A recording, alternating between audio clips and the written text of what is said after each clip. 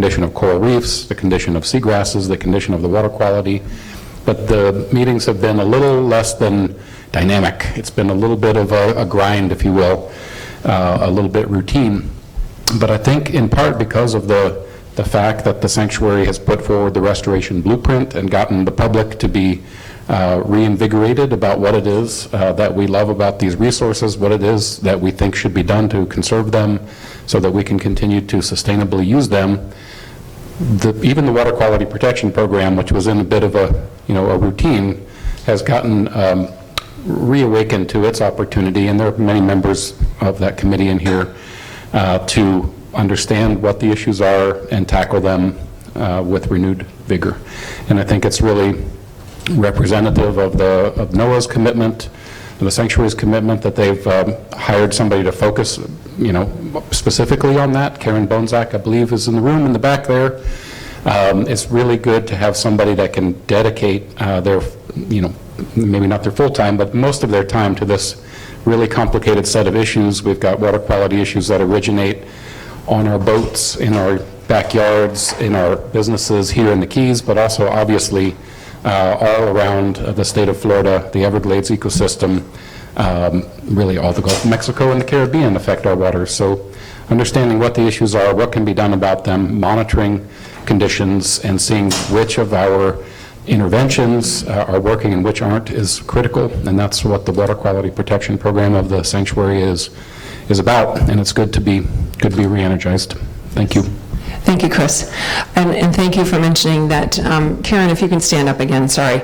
Karen came on board the day before the release of the restoration blueprint back in August. She is, as Chris noted, our site lead on water quality in South Florida ecosystem restoration issues. So we previously had not had someone in that role anytime recently, and so we have created a role, and she is going to be our lead on that, so I'm very excited about that.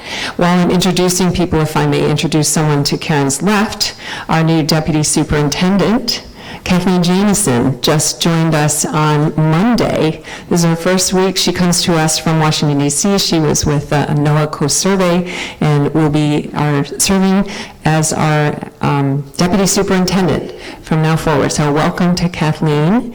And then one other thing I want to note on the staffing front, and I don't know if Nicole is in here or if she's out making everything happen, but Nicole Ubel, who many of you are very familiar with, she has moved into a new position as our volunteer coordinator. Again, this is a position we had not previously had, but we recognize that there's a lot of great work to be done in partnership with volunteers, and we needed a person whose job was dedicated to doing that, so that will now be Nicole, and as such, she will also be engaging much more with the Sanctuary Advisory Council.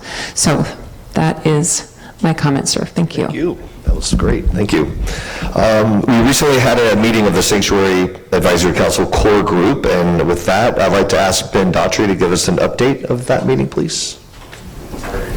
Can we get, there we go.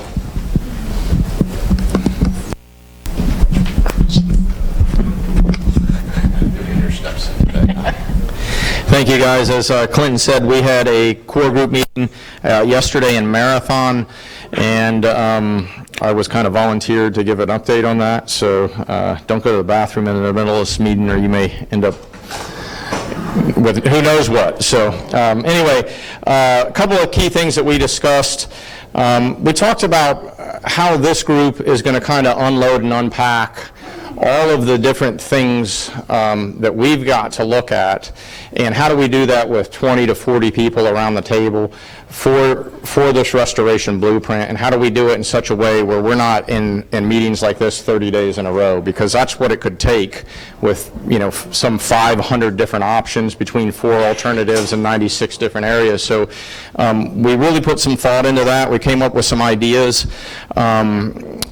We certainly don't have anything solid yet, but everybody here did receive a e-survey at one point to kind of figure out what hot topics we were hearing about from our constituents.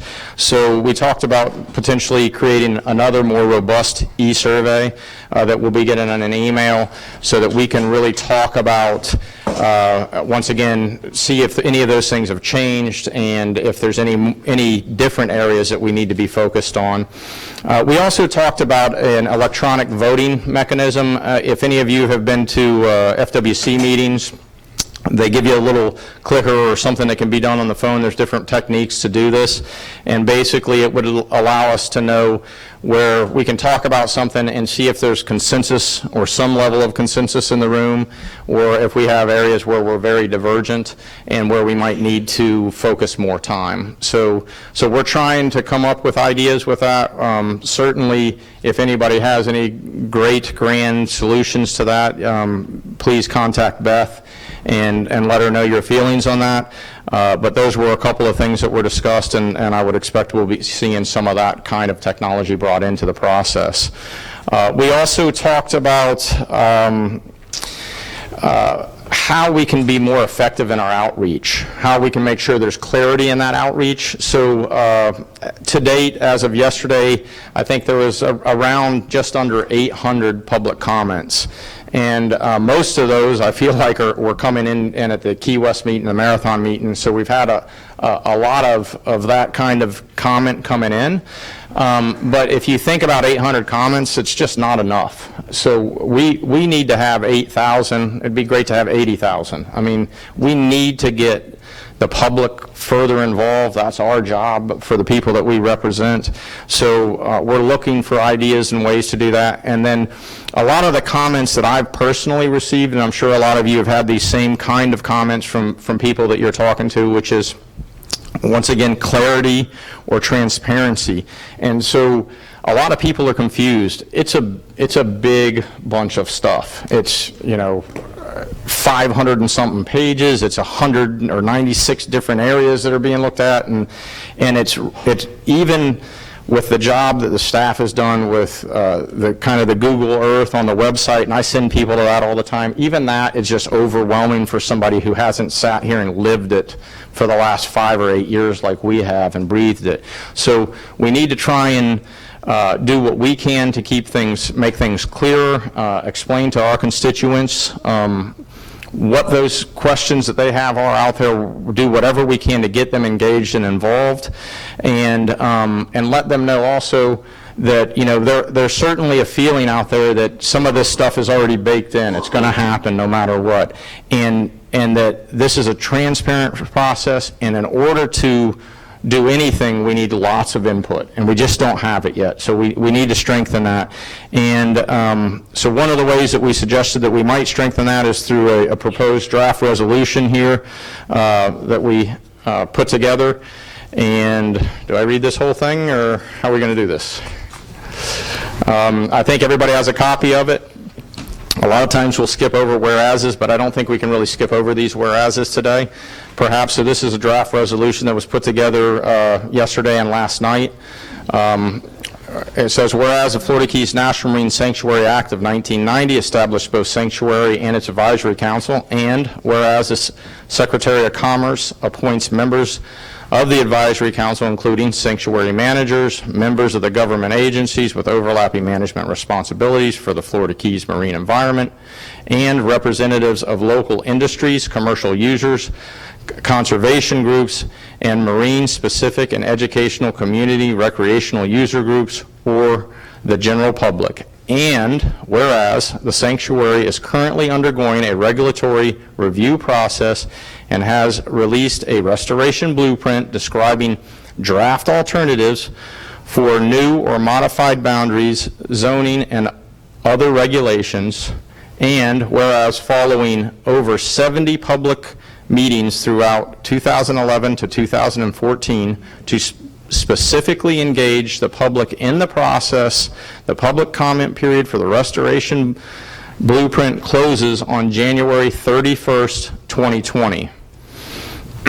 Now, therefore, be it resolved that the Florida Keys National Marine Sanctuary Advisory Council that, 1, public participation in the public comments now, prior to the end of the public comment period in January 31st, are essential to improving the draft alternatives contained in the restoration blueprint. And Members of the public are requested to review the restoration blueprint available online at floridakeys.noaa.gov/blueprint, and members of the public are strongly encouraged to make the most specific, actionable public comments possible, either verbally or online, by going to Federal E-Rules Making Portal at www.regulations.gov, use docket number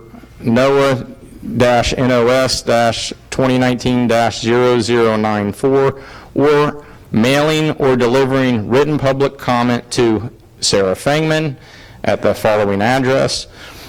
Once public comment period is closed, the advisory council members will receive copies of all public comments and utilize them in the formulation of recommendations to sanctuary staff concerning the next steps in the review process. So just to kind of put this together, we are hearing a lot of public comments at meetings like this about, we want alternative one, we want nothing done. And the very next thing they say is, but we need more mooring balls, or we need better marked channels, or we need something. And there is a laundry list that these folks have that are actually positive things that we can focus on as a group. And so from the public, we're really asking, we need to understand what's a non-starter, but we also need some positive things that we can do to improve on the environment here. Anybody that's been in the water for the last 20 or 30 years here, undeniably, everybody understands there's a problem here and that resources are degrading. And some of that might be caused by human use, and some of it may be caused by stuff that's human use outside of our area, but we can't afford to do nothing, as Sarah said earlier. And so me personally, restoration, this idea of restoration is a phenomenal idea. I think we need to have clearer marking of channels so that we're doing less damage to seagrass, because there's more people coming down with more motors on bigger boats, drawing more water, and they don't have any more education or knowledge how to run those things. So there are positive things that the public can contribute. They need to be specific positive things, and they can be specific things that says, hey, this is not any good for me. So we need to do a better job at this table. And hopefully this resolution is the start of that. We need to see at least a tenfold increase in public comment, so we've got to work towards that.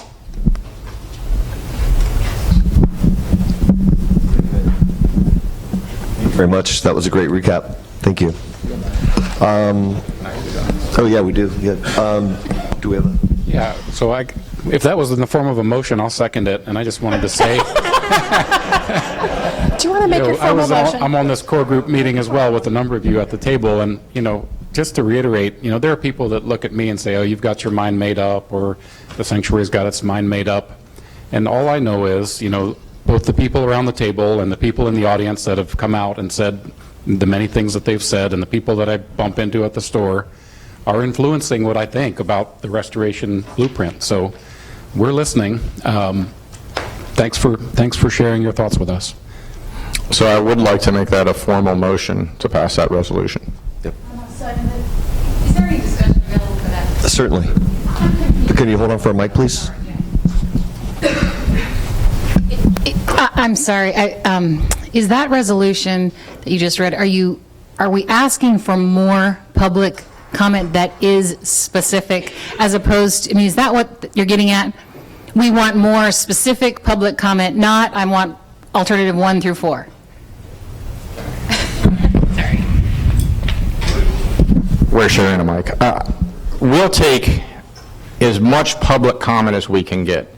But in order for us around this table to make good utilization of that public comment, we are going to have an opportunity to not look at, we want alternative 1, 2, 3, or 4. We're going to piecemeal every single thing that's being looked at this table, and we're going to have an opportunity to talk about that. So if there are things in there, it isn't a selection A, B, C, or D. That isn't what we're talking about here. And that's one of the things that's going to be really hard to unpack and do this in a reasonable time frame. So the more specific those comments are to something within those alternatives or something outside of them, the more knowledge that we have around this table from our constituents, the better we can do to make sure we express that. And there has been a lot of things that I've heard from people, not only at this table, but from the public, that are things that I didn't think of, and I'm sure a lot of you didn't think of. I mean, we can't think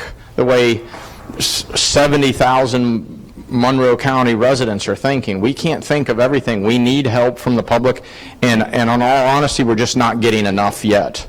And we think there's going to be more coming in, and we hope that that's the case, but it really helps to say, hey, you know, water quality is a problem, and we need to do more with that. And that will be said, and it's being said, but in my area, in my backyard, there's a channel that's unmarked, and people run aground there every day, and we need more channel marking, and it needs to be gate markers instead of red or green every other one, because people don't understand that, or whatever those scenarios are. So yes, yes, and yes. Thank you. That is such a brilliant point, and I think the message gets lost in that long resolution. Is there a way that we can express this as a committee, as a group, to the public in those very clear words that you just spoke to? Because it's true, we want specifics, but it's, and I totally support the resolution, but that message is so critical to what's happening here, and I think it's a little bit lost in that resolution, just as a point of order. Number 3 in the resolution says, members of the public are strongly encouraged to make the most specific, actionable public comments possible, either verbally, online, by going to the portal, or by writing or passing just this to Sarah. quickly, because this group and NOAA functions in the form of resolutions, which is fabulous. I think that the majority of the public does not recognize resolutions as an understandable way to communicate. So if we can express that in more clear and palatable and consumable language to the public, that would be such a boost to what we're doing here in so many ways. And I can help with that if that's if anyone would like to talk about that further.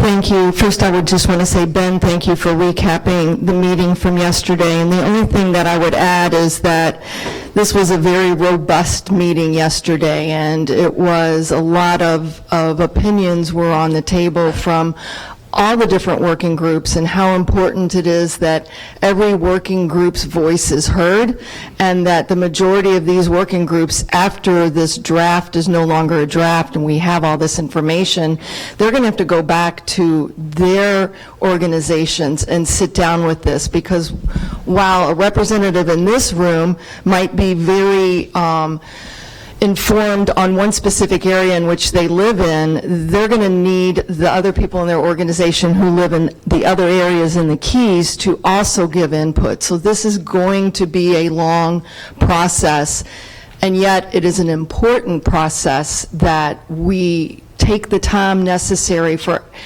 all this information to be synthesized. So I wanted to say that, but then I want to talk about the resolution.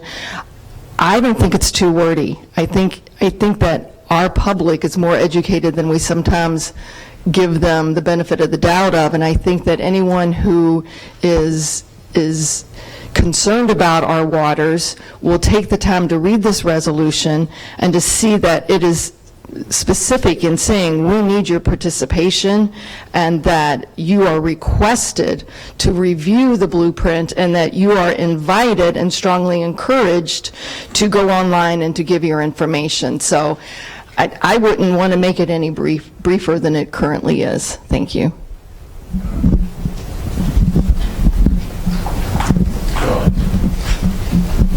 So you made a perfect comment in that, look, this is the way this group works, this is the way agencies work. At the end of the day, this resolution will not do much, guys, if we don't get out there and do our part. It's not this resolution that's going to make the difference. It's us at this table. It's getting the public involved. So as far as I'm concerned, the wording is what it is, and I don't care either way. I just know that if we don't do it at this table, it's not going to happen. So at the end of the day, it is what we all put on our shoulders and do to get the public involved. So I just want to say that. But you gave a number that at first didn't matter much, which was 800 comments. But then I stopped and thought about it. Since this blueprint was announced, my math is right, that's 10 comments a day? That's startling, knowing how concerned I know people are. And so yeah, I think it speaks to one of the other issues you talked about, which is people thinking they can't make a difference. I know I look around the room and I can tell you there are people at this table that want some things different on that plan. Some more restrictive, some less restrictive. There are a bunch of them. And it's not going to look the same when it comes out again for the second review. But how it's going to look is dependent upon the folks out there and the folks at home and the folks listening. Because we're going to do the best we can to do the best for the resource within the lens of the view of the people and the comments we get. But we need more comments. I mean, 810 a day, that's amazing. And I know it's not because people don't care. So anything else we can do to compel everybody to provide comments, we need to do it. So Elizabeth, if you'd like, we can table this now and you can work on a summary statement at the end, or we can vote on it as it stands. We've got one more comment down Yes, here. sir. Yes, ma'am, go ahead. Thank you very much. I'm in support of the resolution. I personally would like to see it a bit streamlined. I'd love to see just a very simple URL to this site, because when we're communicating, it's hard to remember some of the stuff. And then going to regulations.gov, I'm looking at the blueprint site on right now, and I think up top there should be something. There should just be a link that says, to comment, click here. Let's make it simple, really simple, to communicate to the public the blueprint page, and that they can go from the blueprint page right to the comments, instead of like go to regulations.gov under docket number NOAA.NOS 2000. It's too much. Let's make it memorable. Let's make it easy. Andy, those links are on the bottom of the main restoration page. I know they are. I think they should be, the comments should be up top. That's all. My opinion. Go ahead, Joe. I was in the room when this work got done yesterday, and I would say, I think, I don't know if we've said it out loud, and we have a lot of people making a lot of comments on the restoration blueprint. I plan to fully engage with this process and the draft and editing process. I have been working on this committee for a long time, and I know that there's a large percentage of the population believes that these decisions being made by the sanctuary were made a long time ago, that it's already chiseled in stone, and that this is window dressing, these series of meetings. I've made it my business to engage with this process, and I don't believe that's true, although I used to. I will say that I have lots of professional frustration with certain things that go on. Other things I think don't go far enough, like David Makepeace is saying. But I think that if you're going to engage with this process, now is the time to do it. Because it was 30 years since the last one, and I'm not going to be on this board 30 years from now. I think that it is time for everybody, if you care about this, to care about it now, today, in this process. Because what's happening is, at least to me, I'm shocked by some of the good thinking and the capabilities of people who were sitting right next to me. I didn't know they could do things like that. And I think we really need that now. I see a dying ecosystem, and I get it, everybody's mad and everything, but this is the only game in town for making it better. And I think that, you know, if you do care as a member of the public, I think you got to care now. And I would assure you that I think that there's plenty of wiggle room, flexibility, and opportunity to change this blueprint for the better. I don't think it's window dressing, and that's me. And you can ask me about it privately if you have a question. Well, Joe, I would like to address that question of, is this cake baked? Is it chiseled in stone? Is this window dressing? Whatever you want to call it. I cannot be more sincere when I say we absolutely have not got this figured out. We are absolutely looking for the input of this community and this council to make this as right as we possibly can. We would not go through a process of 5 months of public comments, of going out to this community, to every meeting that anyone will invite me to, if I knew that what we were going to do. I'm shaking because I'm just so like, how could anybody think we don't mean to take this input completely into account as we do this and as we move forward? So I just must say, please, I support this resolution. I support all of you doing everything you can to continue to go out and get this input, because we need it to make sure that we do the best we possibly can. That is not to say that everyone will love everything that we put out. That's impossible. But we absolutely want to hear from everybody. And I agree with you, 80,000 people is a place to start in terms of comments. We have got to get the input. So, thank you. Steve, please. Thanks. I also agree and, excuse me? Sorry, maybe it was an echo. I agree and support this resolution as well, but I really agree with Elizabeth. I am not a resolution reader, and if it could be simplified, and actually what Ben said was unpackaging these alternates, you might find a whole lot more support.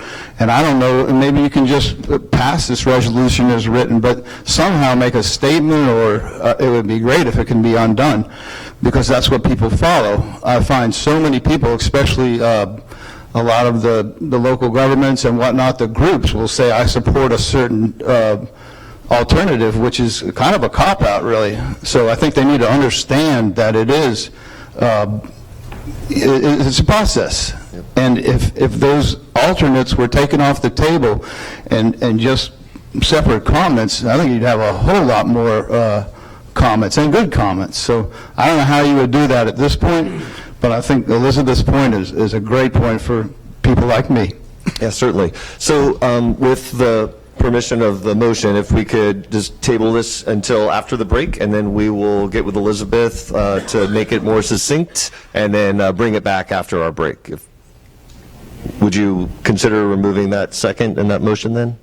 Can I have something? The chair, which person was the chair recognized? Elizabeth, please. You know, I don't necessarily suggest that we table the motion. It's great. The sentiment behind it is 100% yes, we need more comments. And then I think that there is further discussion, perhaps among today, I don't know if we have that kind of time, or in another meeting, to talk about how do we do that, and how do we make it so that, to Steve's point, that, you know, we can express the notion that this is not, you get one of 4 choices. It's all on the table. I mean, you know, that, yeah, we don't know that. I mean, well, I could go on about this, but I don't care if we, frankly, I'm with you, Steve. I don't read resolutions either. They annoy me, but, and that is because I'm maybe one of the undereducated. Sorry, Michelle. I know you didn't mean that specifically. Anyway, I don't care if we table it or not. Yeah, I hope we'll go ahead and vote on it. I had the pleasure of writing it. I kept it short for a Marine Sanctuary Advisory Council motion. You should see some of the other ones, boy. But really, the take-home message, if I could put a new caption across the top, it is Sanctuary Advisory Council begs the public to get informed and participate by making public comments. The cake ain't baked either. I mean, I don't know if there are members of the media here, but I hope this is getting out not just to the people in the room, but to the rest of the world. And Gina, if you can push it on out there as in your role as the Sanctuary's communications lead, we need more public comments. Thank you. I do hope we can just go ahead and vote on it and then move on to all our other business. All right. All right, are there any no votes to the resolution? So hearing none, it carries. Thank you, everybody. I really appreciate that. And then I'd like to take a moment for Sarah Fangman, our superintendent, to talk to us about our advisory council roles and the advice and the recommendation process. Thank you. Okay, I'll make this quick since we're a little behind on time.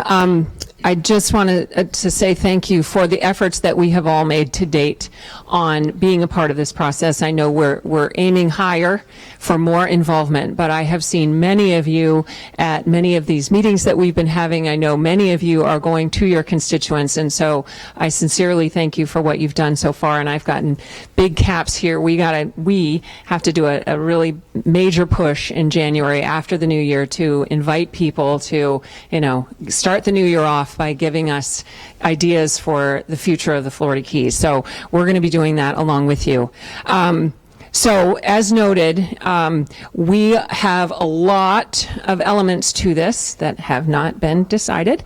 And the challenge of figuring out how collectively we as a body are going to go through them is the subject of ongoing conversations so that we can utilize your time most effectively and focus on the most pressing and challenging issues. And so we're looking to identify some of those for our next meeting, which will be in February, as well as the April meeting. We'll have opportunity for more conversations about these, and I do want to reiterate how important that input is in the deliberations of this process. Likewise, the input from our partners at the state, from the National Marine Fisheries Service and the South Atlantic Fishery Management Council, Gulf Council, all of those other entities are providing input as well.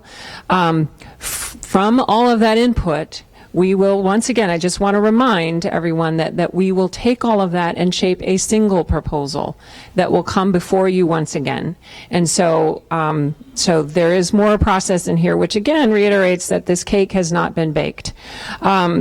So I think that's about all I wanted to say. I could have said more, but we've kind of covered this topic. So unless there are questions, I'll pass the mic back. No, thank you. Oh, you have a question at the end of the table?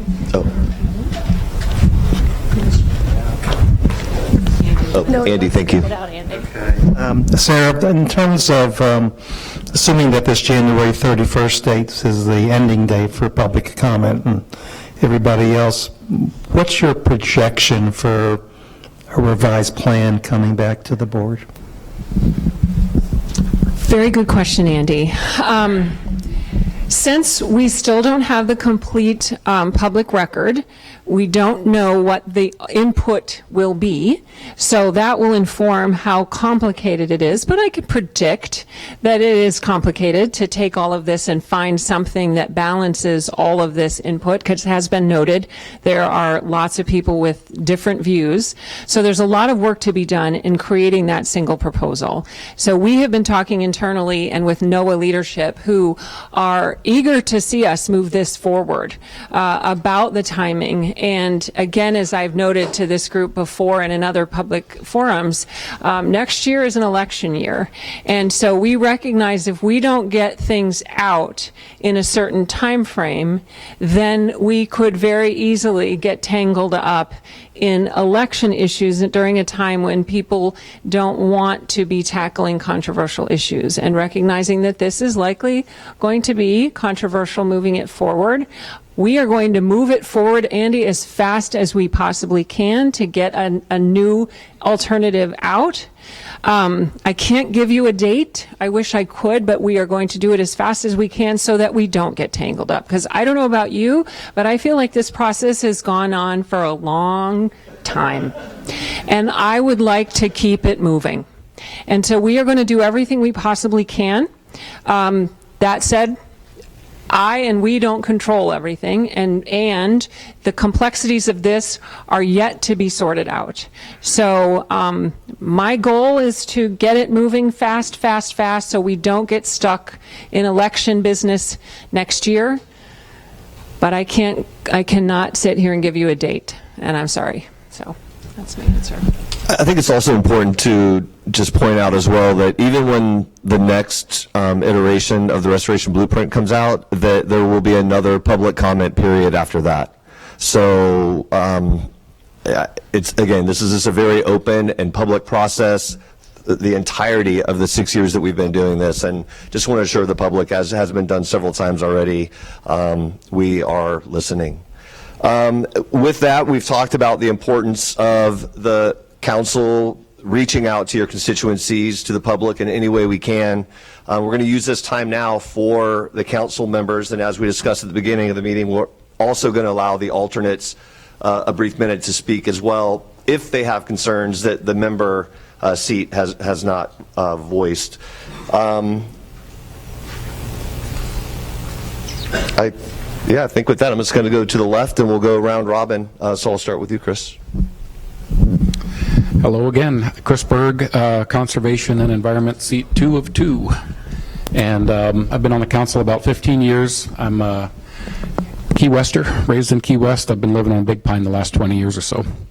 So I want to try to focus on areas of relevance to the Upper Keys community, since we've had other public comment opportunities in the lower and middle Keys. But I'm going to start and throw you a curveball. I think one of the most important things that the Marine Sanctuary could do, not only for this place, but for all of the Florida Keys and all of the reefs throughout Florida, is protect Pulley Ridge. Pulley Ridge is a proposed addition to the sanctuary's boundary. It's actually west of Dry Tortugas. It's way upstream of the loop current, the Florida current, which brings us warm water and brings us coral larvae and brings us fish larvae all through the Dry Tortugas. It drops larvae in the Dry Tortugas, the lower, middle, upper Keys, and all the way up to the Florida Reef Tract along the mainland. So when I say that, I don't mean that that has to be off limits to fishing. It really, I just wanted to have the basic protections of the Marine Sanctuary. No oil drilling, no dredging, no dumping sewage. And I think the one additional regulation that makes sense out there is no large ships dropping their anchors, because they are known to do that. Those large anchors fall on the very sensitive deep coral reefs, which are the things that are providing us with these larvae. And that's bad news. So Pulley Ridge, as far away from the Upper Keys as you can get. And then just a couple of specific things relevant to the Upper Keys, and really, I think, relevant to the whole Keys. If I didn't already say it, I work for the Nature Conservancy. We are focused on the balance between natural resources, nature, and people, and how people use them. It's our goal to make sure that these resources are still here generations and generations and generations in the future. But we do think that setting some areas aside and not using them while we do continue to use all the other areas is really important. The experience and the science that have shown that the larger protected areas in the Tortugas and at Western Sambo Ecological Reserve, those do a better job of protecting the fish and the lobster and the other organisms than do the small areas. So having zones like the Western Sambo Ecological Reserve, one in the Middle Keys, one in the Upper Keys, up around Carey's Ford is the proposal for this area, or the other one in the Middle Keys is the Long Key to Tennessee Reef region. If we have large protected areas where not just fishing is excluded, but nobody does anything, I think those areas are likely to become the future Noah's Ark that are going to reseed the rest of the region once we get massive restoration figured out, once we get our water quality issues figured out, climate change, and all these other huge, hairy problems. So I'll just say one more and then I'll pass it on. There are a lot of proposals for small wildlife management areas, little islands that are important for one bird or another bird or many birds. And those are, I understand why those are in place, but there's also In Alternative 4, there's a proposal to make all of the shorelines, including all of those islands, have a 100-yard buffer, a 300-foot buffer from the shoreline out where you can go, but you got to go slow.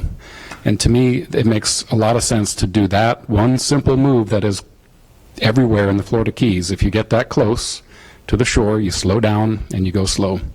There could be exceptions, there should be exceptions for marked channels or traditional routes that could be marked. But rather than having all this micro management of all these little islands, I think it makes sense to just have a blanket slow zone around all of our shorelines. So I think that would be better for, obviously, the wildlife, be better for public safety, be better for the bottoms of our boats and many other things. Instead of, or, there might be some areas where the birds are so sensitive that nobody can go there at all. And that's going to be up to the wildlife biologists to say which ones are which. Thank you all. Great. Caroline McLaughlin, I'm Chris's alternate for Conservation and Environment. I work for a group called the National Parks Conservation Association. So why National Parks? Florida Keys National Marine Sanctuary. I think it's really important in this process to understand that we're looking at resources that are, of course, really important to the Florida Keys, really important to the state of Florida, but also important to our surrounding national parks, Everglades, Biscayne, Dry Tortugas.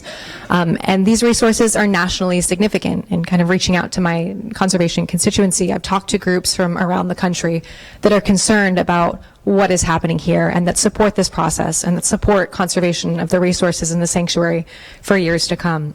So I really want to thank NOAA, the sanctuary, but also the SAC and members of the public for participating in this process. I think we all understand the importance of what is being discussed here today. And I also want to recognize all the outreach that's been done to date, looking at all the public meetings for literally almost a decade now going into this process. And so I really, really appreciate that. As Ben was saying earlier, a lot of the issues, of course, stem from within the sanctuary itself, but a lot of these issues occur outside the sanctuary. A lot of the challenges we're seeing here are global in nature. But what I think is really important is that the managers are doing what is in their power and what is in the scope of their authority to protect the resources, and so to make them more resilient, to better withstand the impacts of some of these global and outside stressors. So I really appreciated also hearing what the sanctuary is doing in terms of water quality. So really important issues. I understand many may be on the scope of this process, but also super important to continue to engage in. I really appreciate that you've hired Karen to focus on water quality issues, but I also want to encourage the sanctuary to continue to engage on Everglades restoration. We can be influential. I encourage the community to engage on Everglades restoration and the SAC. We can make a difference in terms of ensuring improved water quality for the sanctuary moving forward. Just to reiterate what Chris said, there's a real importance of protecting large shoreline to reef areas, including Long Key, Tennessee Reef, Cary's Fort, sanctuary preservation areas. We strongly support these. I think there's an opportunity here to make the boaters education program that you piloted over the past years, make that a mandatory program. I think that'll help improve or decrease kind of user resource conflicts moving forward. And I also strongly support an increased investment in enforcement.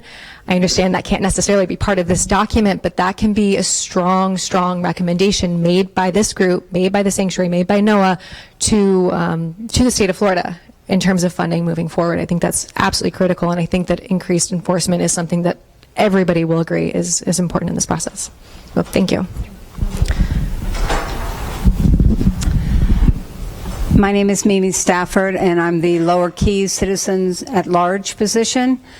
Since our first meeting, I put out to people to please call me. I want to represent the general public, regardless of what your interest or your background or where you fit into the scheme. And quite honestly, no one has called me. I've had to go out and find everybody. So I've gone to meetings of everything that I could think of. I'm a commercial fisherman. I've been a recreational diver and fisherman, and I've covered a lot of different aspects of the life down here. My time in the Keys goes back to the 60s, so I've personally witnessed the loss of the ecosystem.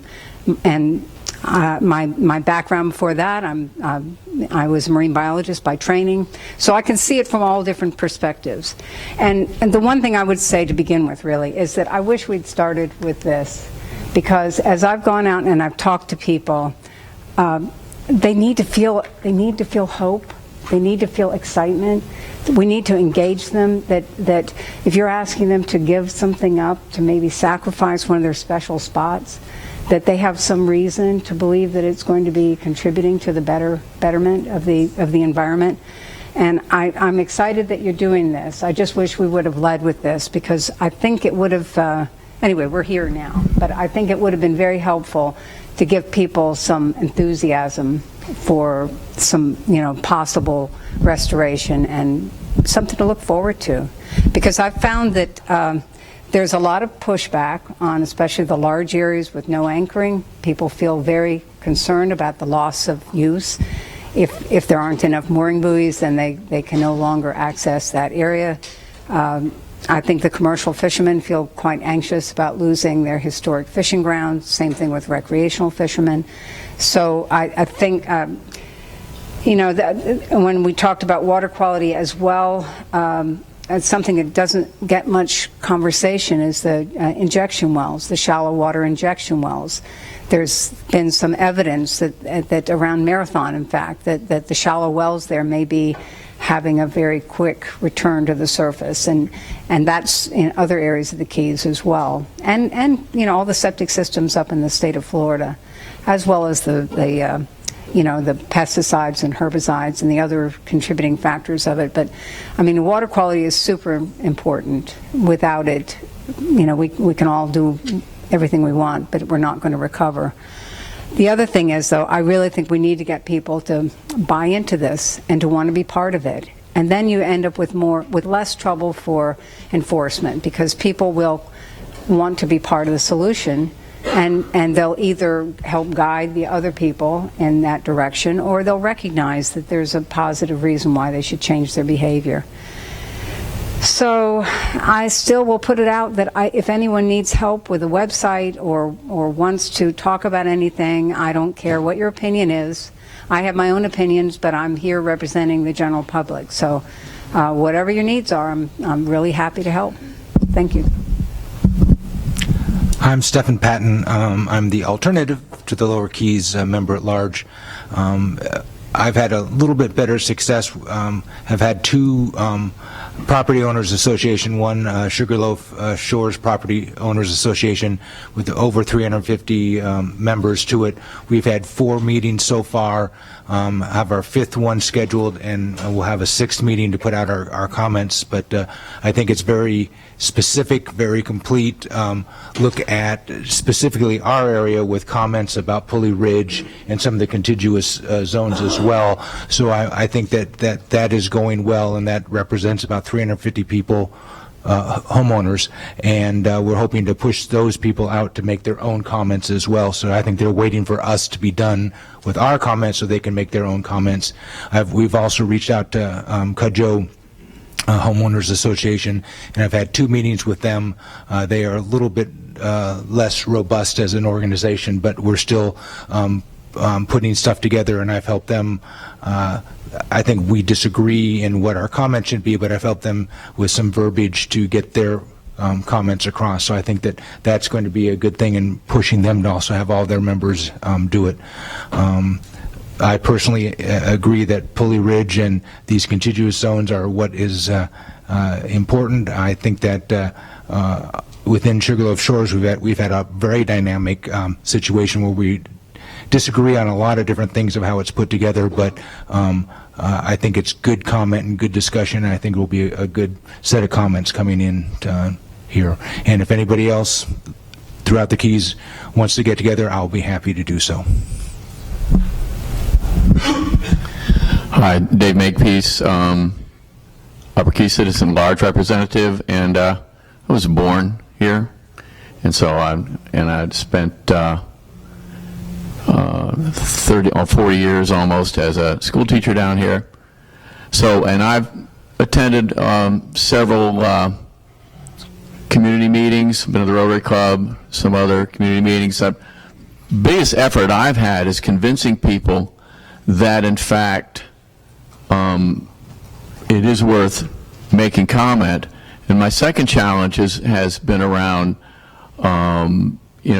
clarification of things like the fact that it's not a pick one from column A or one from column B, that you can make suggestions that don't relate to any of the alternatives for each of those zones. That whole process was there to start some talking points, not as targets to shoot at. That being said, and I get, because I'm dealing with the general public, I get a broad spectrum of opinions. For some that want, not in my backyard, I don't want anything done, to the people. There are actually some folks that don't think enough is being done. And so it's been a curious range. I don't know if any of them are part of those 800 comments. I've encouraged them all to do so. I'd say my favorite thing that I've done with this process, though, with Susie, we again, with a new class from Tina Cash's Plantation Key 6th graders, we worked with all due respect to everybody that's in the audience, what I think is the most important people that we could be talking to, and that is the folks that are going to inherit what we do. And we worked with the 6th graders at PKS, took them through an explanation of the restoration blueprint, at fast version, then looked at, compared two different areas, Tennessee and Carysfort. We did the same thing with the previous class. And then broke them up into stakeholder groups, sort of reflecting the mix that we have here in the room. There are 18 of them. And then had them make comments. And what's interesting is that they got it that they didn't have to take alternative 4 or 5. None of them gave one alternative. All of them gave variations. We did sort of get, I would say, close to consensus that they decided they wanted to focus on Carysfort, and they recommended that we do alternative 4, but they wanted to have transit through the areas, and they also wanted us to consider allowing certain non-intrusive activities, like maybe bait fishing or trolling in some of the deeper areas, allowed within the zone. And I just thought that was so cool that those little 12-year-olds, they got it. They really did get it. And so it was a treat. And by the way, they are not discouraged. They're hopeful. And so it makes us encouraged. So. Hi, I'm Susie Roebling. I'm Upper Keys Citizen-at-Large alternate for Dave. And I've been here 51 years. We moved here when I was little. Just amazing place, magic place to grow up, living by the ocean. My neighbor had turtles in his pool and harvested them. My dad was charter and commercial fisherman at different points. I worked in construction, I worked in motel business, and now I'm working as a biologist. So I've kind of done almost everything full circle. And things that we did when I first were here, we never gave a second thought about that there wouldn't be what we all took for granted out there, sponges everywhere, conch everywhere, mutton snapper at Hawk Channel. We didn't even have to go to the reef. And also, I understand the fishermen and other people in the community, the longtime families. So I grew up here, graduated from high school here, and I feel like some of them are as threatened, endangered as some of our resources. I understand also the science that is new that we have developed since this sanctuary was established. A lot of things were done with different reasoning that were not involved with what would protect. We couldn't see what was coming. I couldn't. I could never believe that it would be, the reef would look the way that it does now, and how many people and users groups are here. So I have talked to the public. Just in general, there is a lot of explaining, a lot of misunderstanding and confusion about what is going on. I've been on the council since 2011 and been working through this whole process, trying to live long enough to see it happen. And one thing like we did work with the kids, they did understand that it is a la carte. It's not like you have to get the package and that's it. They looked at what can work and what wouldn't work, and they each had roles. Some of them were commercial fishermen, some of them were tourism industry, and they had to talk to each other, and they had to get to yes. And they did. They did a really good job of doing that. So I also just want to say that I like some of the ideas that are, because thank God we have national parks, we have the Everglades. What would all of South Florida look like? So you can see when you do have places set aside to cover, large enough to cover all the habitats and all the critters to have a chance to just be for everyone to use and enjoy. I like that, but limiting entry needs to be impartial and non-selective. So I don't see how we can do that really. We do need the mooring balls. We can't, it's not going to work with the anchoring idea. So I think we need to really seriously figure out a way and look at the user fees. We need user fees to make this happen. And just saying, everybody look at the plans and think outside the box, think creatively. I've heard great, thoughtful, insightful ideas from the public. I've learned from them as much as what I've learned in this process from the science. There is science. These zones are based on science, and I think that everyone can make a contribution and help us figure this out, get us to yes, win-win. We have to do this because it's just going away in front of our eyes, and we want to have something for our kids to enjoy. Thanks.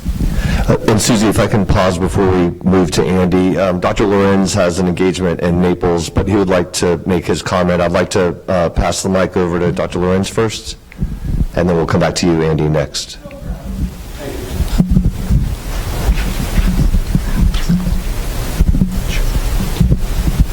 Thank you, Mr. Chairman.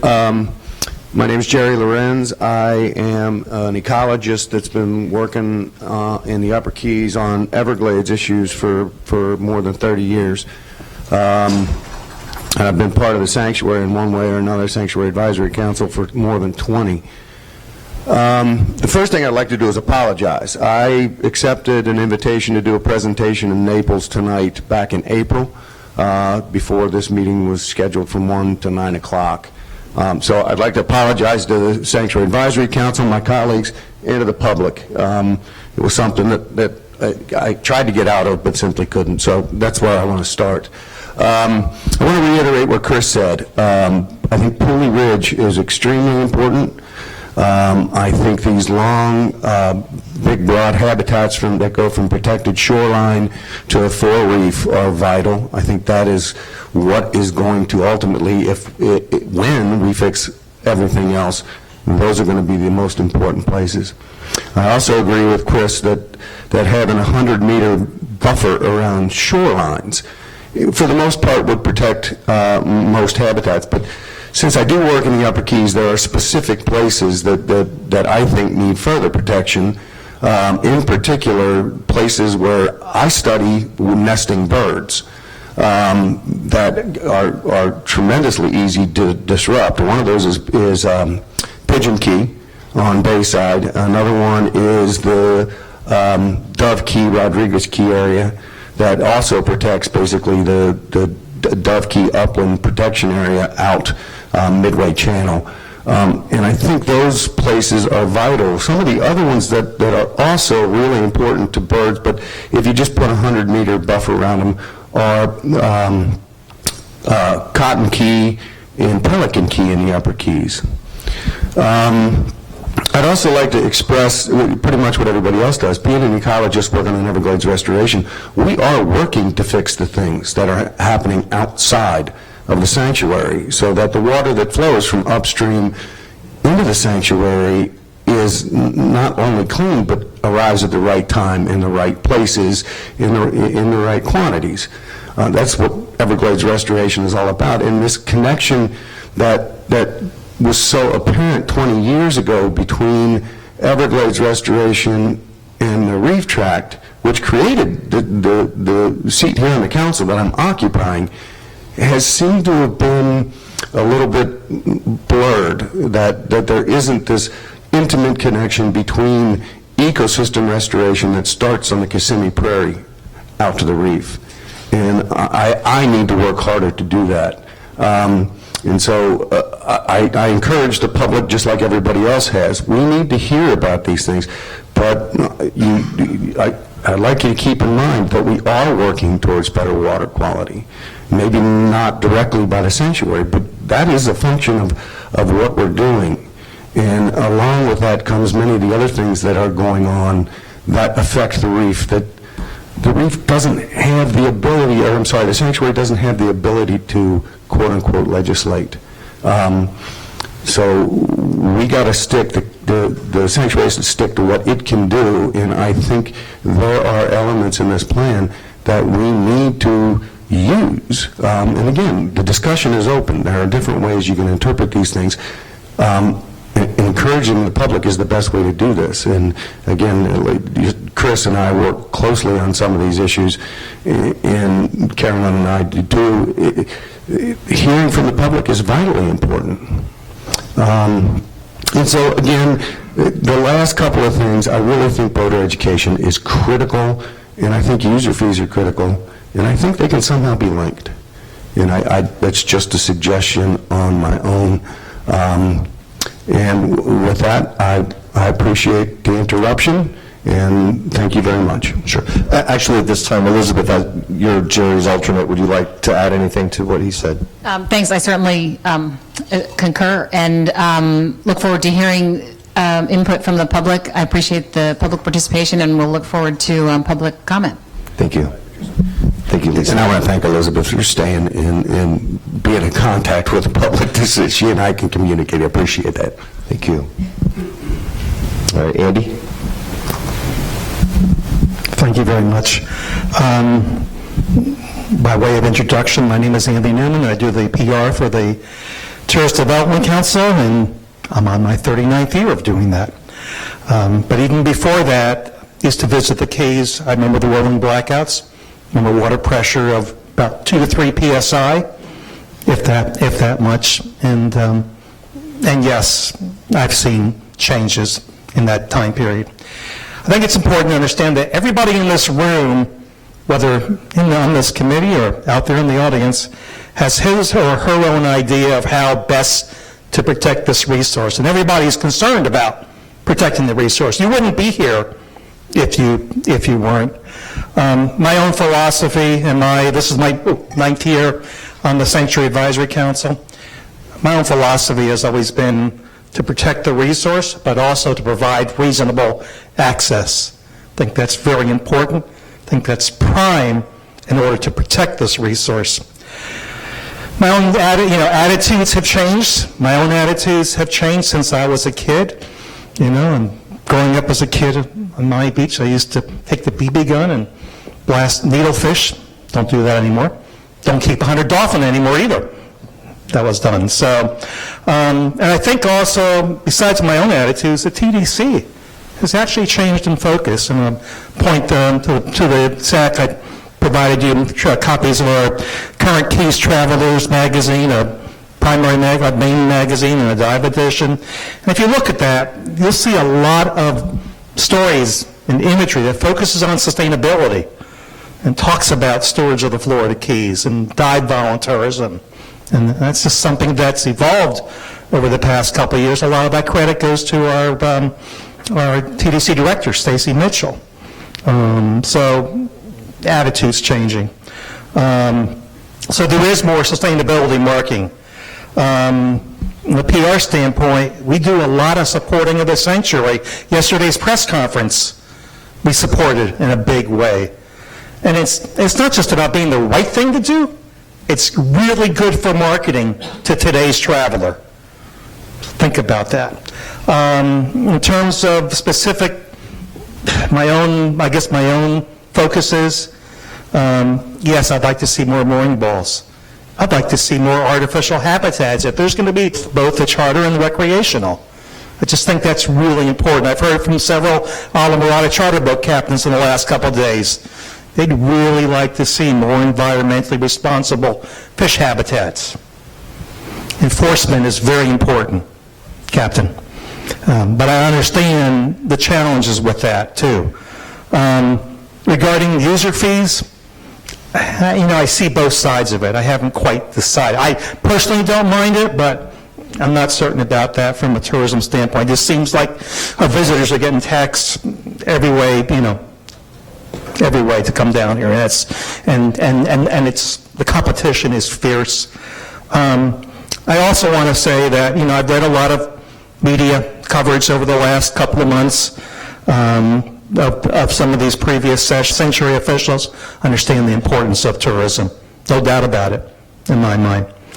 And I'll just wrap up by telling you that I believe that everyone on this advisory council, every staff person, the Sanctuary, they are not only willing, but they want to listen. Thank you. My name is Lisa Mangiulia. I sit on the tourism alternate seat with Andy, and just to kind of reinforce some of the comments that have been around, a lot of people have been approaching me, talking to me, giving some very good input that we can utilize. But I think what Ben talked about is getting those comments, getting them almost bullet pointed to a portion of the restoration that it reflects or that it relates to, so that we can have an actionable item to discuss and to come back to so that we can revise it. It's a puzzle. Part of A, part of 1, 2, and 3 might work, and we just have to work on pulling that together. But without having articulated comments with details about what can move forward to benefit the environment, it's just a statement. It's just words. So it has to be beneficial, something that we can digest and something that we can utilize. I work at the History of Diving Museum. Submerged cultural resources is a big part of what we try to share with the visitors and educate them about, as well as the reef. So we just have to keep encouraging that to move forward. And again, like everybody else, available to talk to any of our constituents and have meetings, attend the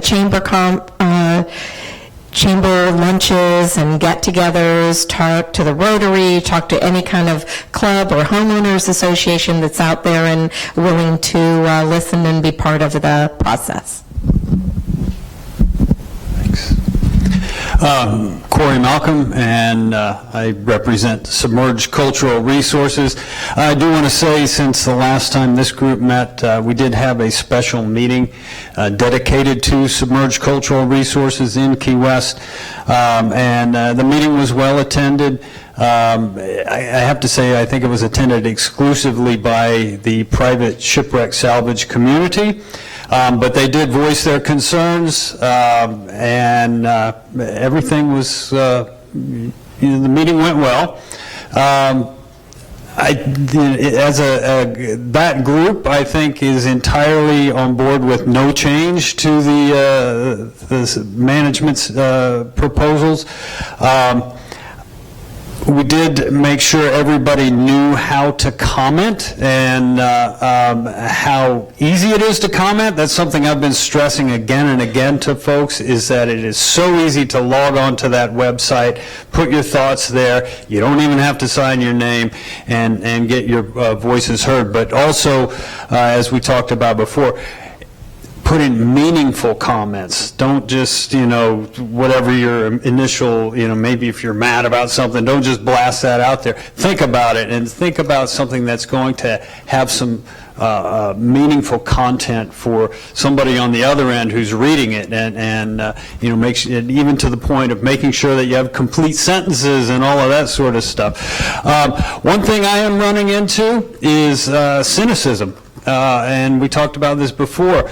People think that we're just going through the motions here. It's a done deal, and why do I need to say anything? And I'm even seeing now in the shipwreck salvage community, people starting to form petitions outside of the sanctuary comment system, and I'm a little worried they're thinking they're going to make a difference, and it's not going to help within, the system that's set up here for the sanctuary. So I have been stressing to people again and again and again, your comments do make a difference, and I think we all have to do that because there are a lot of people out there who just feel like it's not going to do any good to say anything because it's already a settled matter. And that's something I've been running into. I've also sent out email blasts to historic preservation groups and all. Again, Andy talked about this a little bit. We need to have a link directly to the comments page. That's so easy to do in an email. It's so easy to do in a Facebook post. Put that little link right there, so all people have to do is click on it, and it goes right to the comments page. I have been doing that. I haven't gotten feedback from email blasts, but certainly did make it very obvious as to how and why to comment. And just one other thing that I've been doing is I do a radio spot a couple times a week on a pretty popular show here, Keys Wide. So it's given me a chance to, again, reiterate to a broader public, not just the shipwreck community, it's worthwhile to comment, and it's very easy to comment, and giving them directions on how to get to that regulations.gov page. So anyway, just sort of in a nutshell again, meeting some resistance as far as people not trusting the system, and I think we all need to work on explaining and why it is an open process and it's not a done deal, and that your comments do make a difference. So anyway, that's it. Thanks. Thank you. My name is Ken Rita. I am the recreational fishing member. I'll be glad to just give you a quick background. I grew up literally at the end of this street. It used to be 5 houses away. Now I think it's maybe 10 houses away. When I was 9 years old, I walked up and down the shores right out back here, generated one heck of a great shell collection just from walking up and down the shores right behind us here. I would tell you that I have found there to be a great deal of skepticism within the group that I have been in contact with. I've been the last 35 years working to the north, on the north side of town, North Key Largo, within Ocean Reef Club, as well as living in Plantation Key. But back to the skepticism, I think people have relayed to me the fact that they see this program as, another closure, more rules, more regulations. You can't enforce what you've already put in place. I would encourage us to when we go forward with our next go-round, to offer some specifics on how we're going to get there. In other words, offer such things as, we intend to have X amount of more officers on the water. We intend for there to be, pick a number, whatever that number is, 75, 85, 100 more mooring buoys in place, especially when we're looking at the vast majority that we're talking about, or that's being proposed in the Key Largo management area for a no anchor zone. Just to state that and say, yes, we will have more mooring buoys. Let's get a little bit more specific. Let's have something to offer, and then let's also do something that in a positive nature. I remember, 5 or 6 SAC meetings ago, we had a slide presentation, and it was showing the area right by Tavernier Key as you're coming in and out of Tavernier Creek, which, as a youngster, I was one of the very first one, maybe not the first, I certainly was one of the many. He used to use that inside cut and just rip right through there. That's an education thing. I don't think any of us then thought we were really damaging anything. It's just what we did. But there was an aerial photography that was issued that showed showed, since that has been a no-wake and a slow zone, and since people have, enforced stop using that, how that had grown back. And that gave me hope when I thought, we'll never see it again. So that's a positive thing. I think in that positive light, we can get people to come around and to be more engaged. But to do nothing is the wrong thing. Even though I know that there is the sentiment out there that, you can't even manage what you already have in place. But again, I think it is the wrong thing to do nothing. Good afternoon. My name's Will Benson. I'm the flats fishing representative here on the council. I'm a lifelong resident of the Florida Keys. I was born on Stock Island. I have 2 kids, Alice and Luke, who are going to inherit this fishery. After the last meeting, I'd like to say plainly, I'm very proud to be on this council, and I'm very proud of the Blue Star Fishing Guide program. I think it lays out what I would hope is a higher calling to professionalism within the fishing guide community. At least that's what we, essentially started out to be. It's an all-volunteer program, and I'd encourage any fishermen out there to be a part of it. I think as we look to the future of what this, that's highly appropriate, by the way. I feel the support there. But along that same theme song there, I think what we need here is leadership. And speaking from the fishing guide community, I think it's something that we could certainly use more of, and the Blue Star Fishing Guide program has always kind of sought to strive towards that end. And I think that's part of the key management things that we're going to have is strong leadership as we move forward and try to protect this and make it better for my children. I'd like to share with you all a little bit of a story. I recently came back from a wonderful expedition that took me 2 years to put together, but we went to an amazing atoll in the Indian Ocean, which was one of the most pristine places I've ever laid eyes on. But I found myself, as I'm looking over the coral heads and the seagrass and the amazing amount of turtles and wildlife that there was, kind of strangely remembering a little bit of what I saw when I was a kid, and how the coral, in Walt's Key Basin and Turkey Basin and on the coral reef back there, what it used to look like, and how many fish there used to be on it. And I was a little sad, but I think that having seen that again, it kind of gave me a little bit more hope to feel the inspiration and to double down with not only being a part of this council and a part of the National Marine Sanctuary, and proud to be, but also, inspired to aim a little bit higher than we have.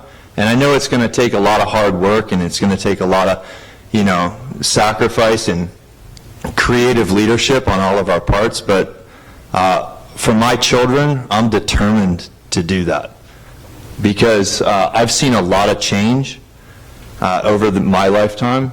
I've guided here for 20 years. I think the last really truly remarkable tarpon season I had was in 2005. And that was the last time they dredged Key West Harbor.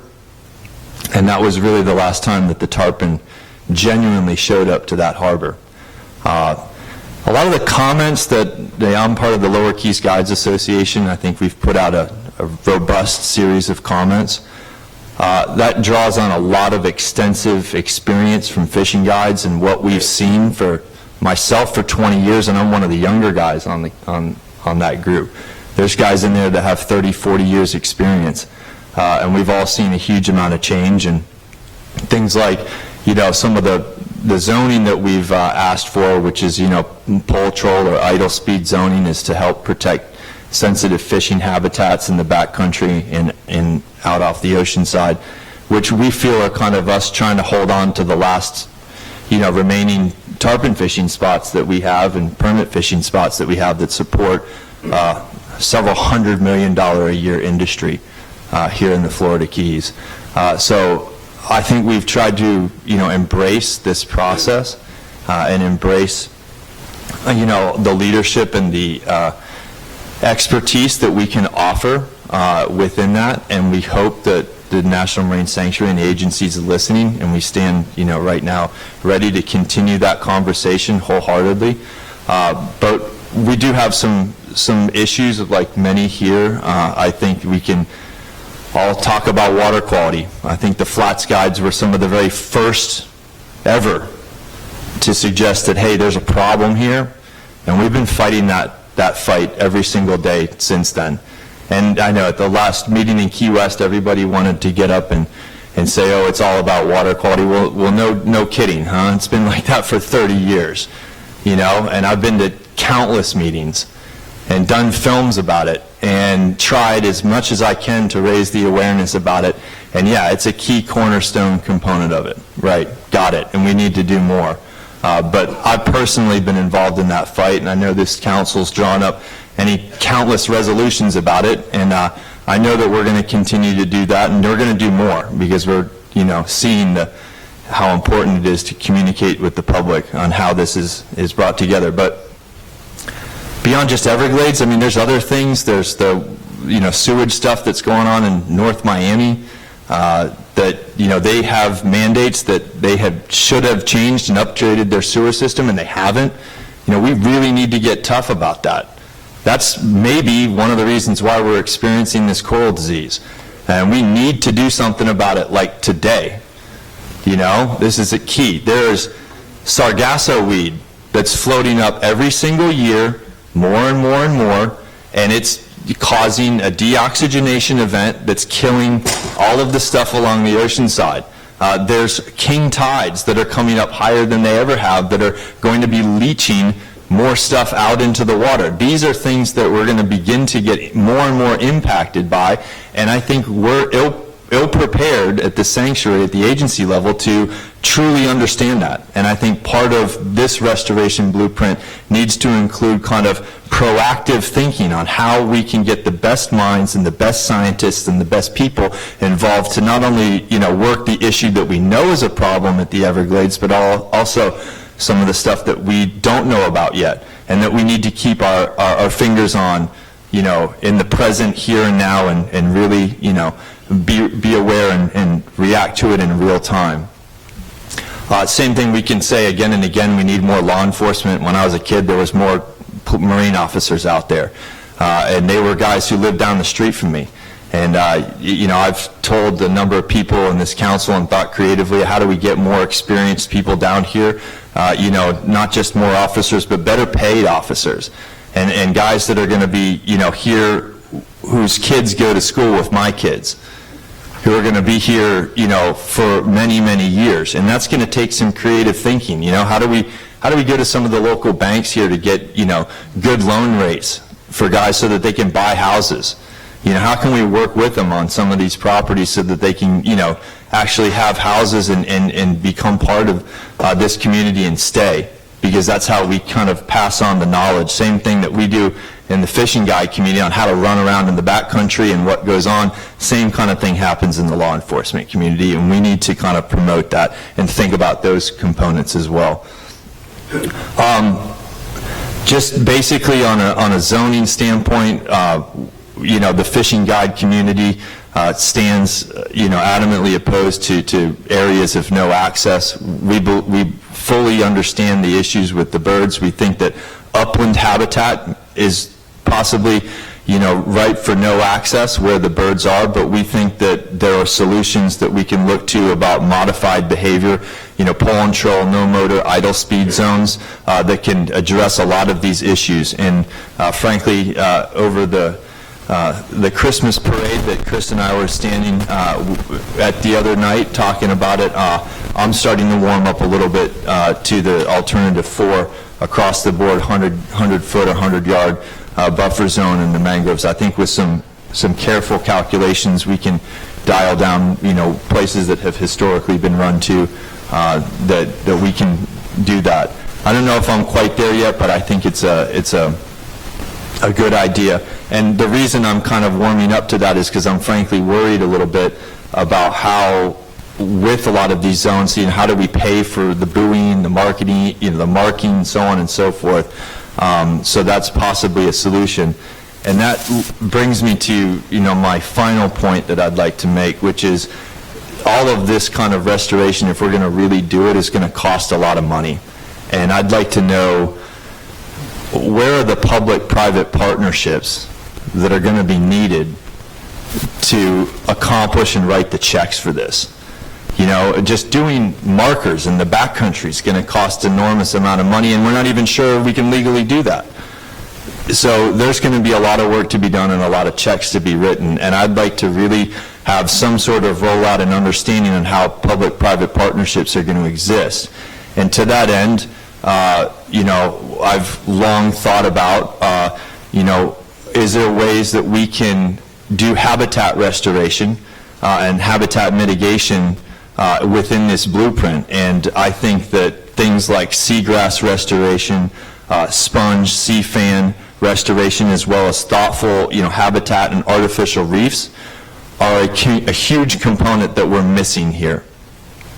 I think when we look at some of the benefits that the sanctuary has provided to this community over the last 20-something years, we can point specifically to some of the funding and some of the artificial reefs, particularly the Vandenberg, which is a keystone component and a really wonderful fishing spot and a wonderful dive site.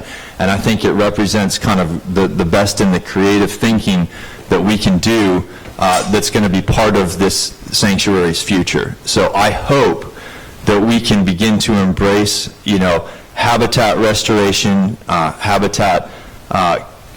hands-on habitat investigation and construction on it, just the same thing that we're doing with the coral. What kind of communities of fish and community of sponges are needed to promote, growth, coral growth, fish growth, fisheries growth, juvenile habitat? We can do that stuff with artificial habitat. And I think that, combined with sound regulatory management, in other words, sometimes putting things down there and closing them seasonally or closing them permanently, and just saying, can we create habitat that's healthy and productive for fish? I would very much like to see some of that being proposed in this restoration blueprint. On one final note, too, because I'm here representing my Upper Keys charter fishermen, the proposal of the zone at Long Key, that has been since Ted Williams' times one of the best fly fishing and recreational sports fishing places in the Keys. It's probably the singular best tarpon fishing spot, and I hope I'm not giving anything away, guys, but that is a really, really great tarpon fishing spot, a really great bone fishing spot, and it's one of the places that Sandy Moret can sell some flies out of his shop and send people down to Long Key, and they can go wade off of the shore, and they can catch bonefish and tarpon, and that's rare here in the Keys. So I encourage you guys to look at that zone and allow provisions for historical use of that southern side of Long Key for fly fishing, for catch and release fishing. With that being said, again, I'm very proud to be part of this SAC, and I'm not going to stop doing what I do anytime soon. Thanks. I'm Ben Daughtry, the Marine Life commercial fishing seat. Born and raised here. Father and grandfather were commercial fishermen, trap fishermen. We are a small commercial fishery, but we certainly have some concerns as a group, my constituency. I was lucky enough to put together a Florida Marine Life Association meeting with our president about a week or two ago, so that we were able to speak to some of these very specific issues out there. And one thing that we did, it'll go to the theme of what we've been talking about, is we found some big picture ideas that we agreed to, and we were able to get the marine life fishery to come up with some positives and some negatives of things that we think are good and moving forward for this process. And we're going to be providing that letter to the sanctuary in a public comment forum.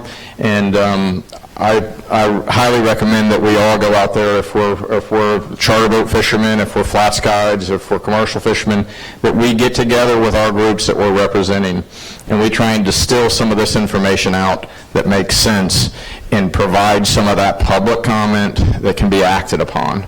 So please really work towards that. It takes a lot of your time. We're already given a lot of time here today and at all of these existing meetings.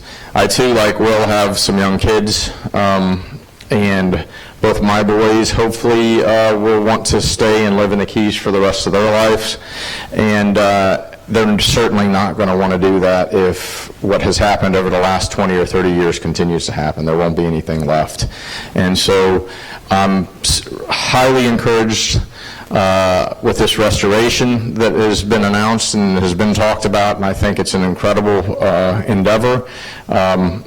We don't know if that's going to be successful, but we've got to try and do something, and we've got to work on all of these different things at one time, from water quality to restoration to we've got to look at everything that we can look at and do it all. And we've got to do that while keeping in mind that people around this table and in this room make a living by utilizing these resources, by being in the water, on the water, and I think that's why we're here, to do that and represent our different stakeholders. But everybody's got to be willing to give a little something up. If nobody's willing to give anything up, we're not going to have any changes of any significance. And you know, we need to be able to do that where it doesn't put people out of business, but we also have to do it where it does actually some good for the resource. And active coral restoration, I'm all for it. Let's do it. More enforcement, more education. You know, all of these things are on the table. We need to hear from the public, and we need to engage and work together to come up with the best plan that we can, representing the people the best that we can. So that's all I've got to say. Thank you guys very much for all being here today, and thank you, SAC members. Hello, my name is Jeff Kramer. I'm the alternate for the shell scale commercial fisheries. I've been a member of the SAC for, I don't know, 10, 12 something years. And I want to start off by saying, giving you a little, like, because I do have some problems with this plan, and I just want to tell you kind of where I'm coming from, not just a commercial fisherman, but I really, most of the fishermen, myself included, we realize how important a healthy ecosystem, a healthy coral reef is to our fishery. Without it, we don't have a good fishery. So we support anything that makes sense to us, you know. And I have a little bit about, I've attended ecosystem-based management meetings in the Caribbean. I've gone to Washington, D.C. Chris asked me to speak, I don't know, what was that, Congress, something like that, about to people from Hawaii and different places about the importance of the coral reefs to our commercial fisheries down here. So it matters to me. And it matters to our fishermen, you know. We want to make sure we have a good environment. One of the best things I just want to say, because when I got in here, I opened this up and I looked at this. And I can remember, I've known Ken Niedermeyer, who's a commercial fisherman, marine life fisherman, not a scientist. He figured this out. This is, and the sanctuary supported it. Our commercial fishing industry supported, I think, the second donor to his effort to get this thing going. I remember dropping 100,000 pounds of rock on his live site, and he had one of these little a couple of these staghorns attached, and didn't know what to do with it, and he started the whole thing. I remember dropping off ropes and buoys to him, or ones we couldn't use anymore, to get this thing going, diving on the site, seeing down there on the bricks, working with the school kids, you know, using the little Dixie cups and attaching them down there, and it evolved. That right there is works. There's I see commercial fishermen here, Gary Sands, he's like 120 years old, and they've been working with Ken. They'd known his sites when it was a rock site, when it was a coral site, and they could have dropped their trap right on top of him legally. But they all work around him because they see he's doing something and it's working. And it makes sense. Some of the things in this plan don't make sense to us. Some of the recommendations that came out of specifically the ecosystem group, now, they said, hey, this doesn't sound like a good idea, we're not going to include it in our recommendations, boom, it's back. For me, in my area, the people I represent all the commercial fishermen, but in my area, this Lone Key thing, he was talking about how great it is for tarpon fishing. Well, it's a great area for historical lobster fishing too. And, our biggest problems, we all know. It is water quality, it's climate, it's hurricanes, it's, these things, all the stuff we've done in the past, and things are still declining, and we all want to find an answer to it. But, in the lobster fishery, to give you an example, there's no lobster fishing in Everglades National Park right behind us. There's no lobster fishing in Biscayne Bay Lobster Sanctuary. There's all these closed areas to no trapping. There's all the reserves that are already in place. We've reduced our traps in half over the since the mid-90s, early 90s. We're still reducing our traps through a passive reduction system.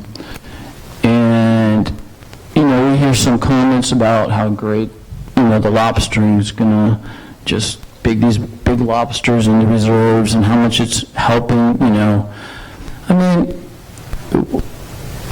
our fishery's always been pretty steady, ups and downs, But, like I said, this Lone Key area in particular, this area, I see it's not in any of the rest. Sorry I missed, I was fishing today, I came in early to come to the meeting, but I heard on the radio about the 7 areas that the Nature Conservancy and other groups are involved with, and $100 million, and I think that's great. I really think it's a great deal. But I see this Lone Key area wasn't, I heard alligator light, I heard sombrero light, but I didn't know anything about Tennessee light, because this is probably the worst area of reef track for corals there is that I know of in the Keys, because of the water coming out of the 3 Mile Bridge, Channel 2, Channel 5. It's just not, for us, if you want to expand the spas, take more of the reef bottom, get these corals and stuff, great. Inside of that, it's sand, it's grass. It's not what any fisherman would pick for trying to make a big closed area. So I'd just like you to think about that this really isn't a good area for what you want. I haven't really talked to anybody that said, you know what, I've talked to some educated people that are in this room, this isn't the best area. So why are we considering it? Is it because it's in front of Lone Key, which is a state park, and there's no homes on the shoreline, but you got huge commercial fishing areas, recreational fishing areas surrounding it that all utilize these areas? So I think the sanctuary is great. I know when I was young, they told me that the sanctuary would shut us down by the year 2000, and we wouldn't be able to fish anywhere in it. And I didn't believe it. Thank God, I kept going. And I think the sanctuary has been pretty good. It hasn't gotten involved in the fish. We had the fishery management side, which we think they've been doing a pretty good job. The things they've done mostly have made sense to us, and we go along with it. So when you think about these closures, you got to think how much that these commercial, especially the trap fishermen, have lost in area. Areas that are closed to us that are still open for anchoring for a lot of other activities, you know? And I remember when Billy Causey, when we got up here, years ago, we formed this little core work group, and we said, let's get together, let's find a bunch of areas where there are some corals, where they got a chance, you know, and let's close them to trap fishing. We said, great, let's do it. I think we came up with 67 areas, something like that. We closed them to trap. And Billy said, hey, we said, hey, we need to close this to anchoring too, you know, because just because there's no trap there doesn't mean anchors can't hurt. They said, if these are important areas, let's do it, you know. He said, you guys, we can't do it right now, but you fill the glass half full and we'll fill it the rest of the way. This is something that can really help. You know, we think it makes sense. We set aside all these areas, let's close them. You want to expand the spas a little bit, you know, out there on the reef track, but these gigantic closed areas, I don't know what fisheries, I know they've made studies out there and wherever, but what fisheries have really, commercial fisheries, I think the commercial fisheries, the targeted species in general, are managed well. We're one of the so highly regulated industries probably in the world, you know, and I know that because I spend a lot of time in the Caribbean right now. And you know, when you see lobsters this big and your seafood rice and all the work we're doing here, I mean, we are really setting the bar high. And we really need to work on the rest of the Caribbean. It has nothing to do with here. Anyways, I can run on for hours. I just want to say that the commercial fishermen have given up a lot. And we want to do what's going to benefit us, what's going to benefit the environment. Benefiting the environment is going to benefit us. So it just needs to make sense, and you know, we just don't just to come out of this thing and say, wow, we got all these closed areas, we did something. We want to come out of this and go, what's happening is really going to make a difference, you know, like this coral stuff is working, man, it's working. Instead of just closing up these jars, let's focus on what'll work. You know, we got big stressors in front of us. And I don't know that these giant closed areas are going to do anything to help. That's all I have to say. Thank you. And I'm going to have to stop us there, unfortunately. Justin, you'll be first later, but we have a time-certain event for public comment. Just as a reminder, at 3 o'clock, which was a couple minutes ago, you can sign up there in the front lobby for public comment, which will begin at 3:30. For the rest of the Sanctuary Advisory Council members, I do not want to take up time from the public comment period for us to finish having our own comments. So what we'll do is when we get back from our break at 3:30, we'll have the public comment period, and then when we come back at 6 o'clock for the evening comment period, we'll finish up our Sanctuary Advisory Council discussion before we go into the public comment at that point. But now would be your time, your opportunity to sign up for public comment. We're only going to have an opportunity for about 25 people or groups based on a 3-minute time limit each. So with that, guys, we'll take a break until 3:30, and then we'll go into public comment at that point. Thank you.